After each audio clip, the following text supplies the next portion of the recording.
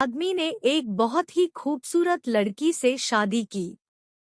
शादी के बाद दोनों की जिंदगी बहुत प्यार से गुजर रही थी। वह उसे बहुत चाहता था और उसकी खूबसूरती की हमेशा तारीफ किया करता था।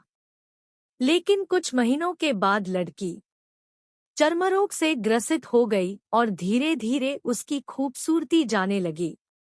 खुद को इस तरह देख उसके मन में डर समाने लगा कि यदि वह बदसूरत हो गई तो उसका पति उससे नफरत करने लगेगा और वह उसकी नफरत बर्दाश्त नहीं करी। इस बीच एक दिन पति को किसी काम से शहर से बाहर जाना पड़ा। काम खत्म कर जब वह घर वापस लौट रहा था, उसका एक्सीडेंट हो गया। एक्सीडेंट में उसने अपनी दोनों आंखें खो दी।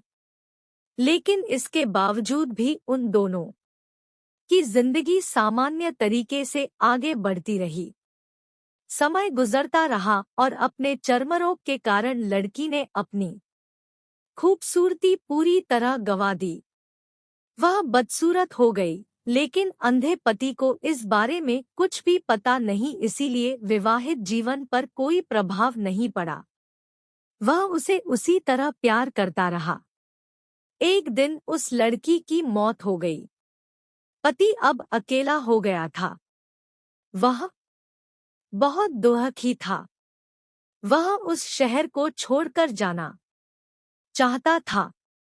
उसने अंतिम संस्कार की सारी क्रियाविधि पूर्ण की और शहर छोड़कर जाने लगा।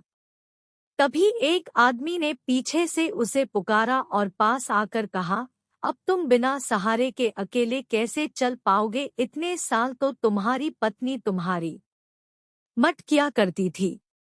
पति ने जवाब दिया, दोस्त, मैं अंधा नहीं हूँ।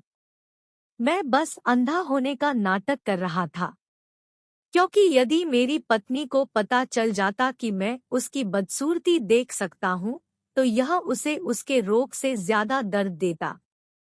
इसलिए मैंने इतने साल अंधे होने का दिखावा किया। वह बहुत अच्छी पत्नी थी। मैं बस उसे खुश रखना चाहता था। सीख, खुश रहने के लिए हमें भी एक दूसरे